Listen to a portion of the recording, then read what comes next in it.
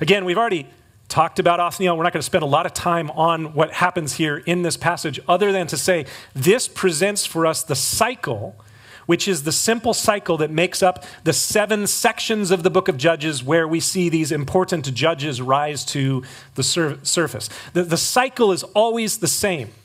It's very, very clear here in this passage. It always starts with this idea that we read there in verse 7, the children of Israel did evil in the sight of the Lord. Each of the 7 sections where we will be introduced to different judges in the book begins with, and the children of Israel did evil in the sight of the Lord. We see it here in verse 7 of chapter 3. We saw it in chapter 2, verse 11. We'll see it again in 3:12 and 4:1 and 6:1 and 10:6 and 13:1. All of these sections begin, and the children of Israel did evil in the sight of the Lord. But the cycle begins before that.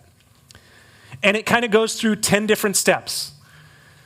First, the children of Israel dwell among their enemies. Then they begin to engage in covenants and contracts and marriages with their enemies. And then they are seduced into idolatry by those enemies. And then God's anger is stirred up against them. And then God passively punishes them through their enemies. And then they cry out to God, who now raises up and empowers a delivering judge. And then God delivers them, and the people serve God as long as the judge is alive. And then the judge dies, and the cycle starts all over again. The children of Israel do evil in the sight of the Lord. It is a very simple cycle, but it is such an important one for us to observe and recognize and understand. Because why?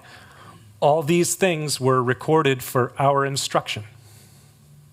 For those of us living at this time, even though we lived 3,400 years after they did. And the observation here is very simple. Point number 3, if you're taking notes, patterns in the past are predictive of the future. I know, mind blower. I spent a lot of time thinking about that one. No, not really. You go, that's not very amazing. Oh, no, it's not intended to be amazing, but it's true. Patterns in the past are predictive of the future. We all know this in some way at the very personal level. We've all done certain things more than a few times, knowing I shouldn't do this. Or after the effects of it, we go, I shouldn't have done that because I knew exactly what would happen. Patterns in the past are predictive of the future. We know that this is true because we live in an ordered and orderly universe. There are certain effects that we can expect from certain causes. And it's always the same thing over and over and over again. Patterns in the past are predictive of the future. So I shared a few weeks ago something that is kind of a saying of our day: play stupid games, win stupid prizes. Patterns in the past are predictive of the future.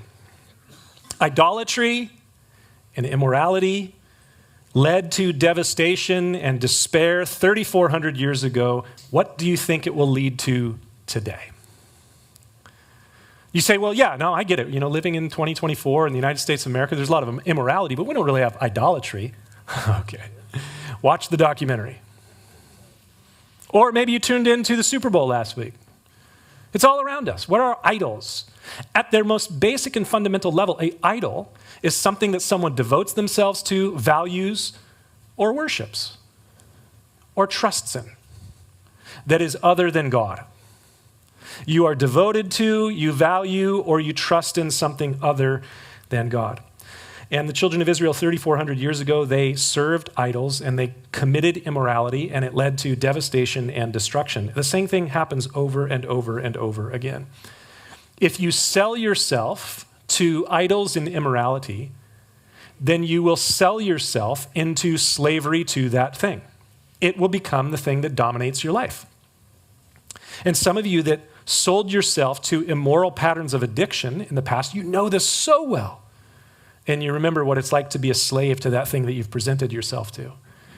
And we could say, well, God punishes that person because they've done that. Yeah, and the way that he punishes them is he just allows them to be given over to that. Romans chapter 1 talks about the people who have given themselves to idolatry and immorality. And in that passage, 3 times it says God gave them over to it. God allowed them to be given over to that thing. They were given up to uncleanness. They were given over to vile passions.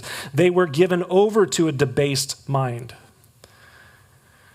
And so that's what we see in this cycle in Judges chapter 3, verses 5 through 11. And it's the same cycle that we're going to see a number of times more in the text.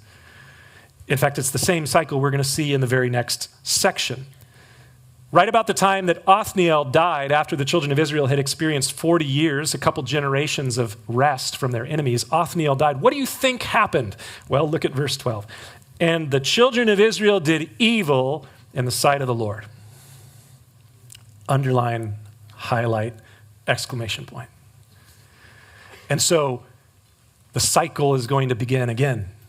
The children of Israel did evil in the sight of the Lord, so the Lord strengthened Eglon, king of Moab, against Israel because they had done evil in the sight of the Lord. And then he, Eglon, gathered to himself the people of Ammon and Amalek, and they went and defeated Israel, and they took possession of the city of palms. So the children of Israel served Eglon, king of Moab, 18 years, almost an entire generation.